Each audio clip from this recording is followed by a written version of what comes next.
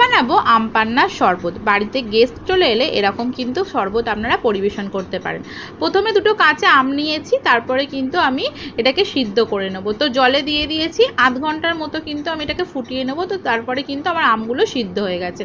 এবার ঠান্ডা হয়ে গেলে আমের ছালগুলো ছাড়িয়ে নেব।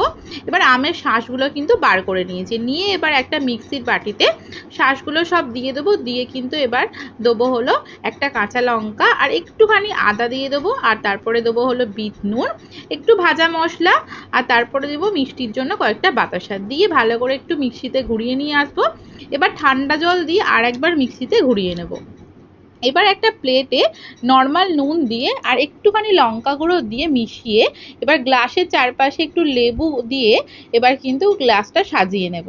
তো এরকম করে আমি লেবুটাকে ওপর থেকে বুলিয়ে নিয়েছি। এবার কিন্তু ওই লঙ্কা গুঁড়ো আর নুনের মিশ্রণে কিন্তু এরকম গ্লাসটা করে আমি এরকম একটা ডিজাইন করে নিয়েছি। দেখুন যে কি সুন্দর লাগছে। এবার কিন্তু আমের শরবতটা ঢেলে নেবো আর উপর থেকে কিন্তু এটা লেবু দিয়ে সাজিয়ে নেবো। দেখুন তো বন্ধুরা কেমন হয়েছে, ভালো লাগলে অবশ্যই কমেন্ট করুন।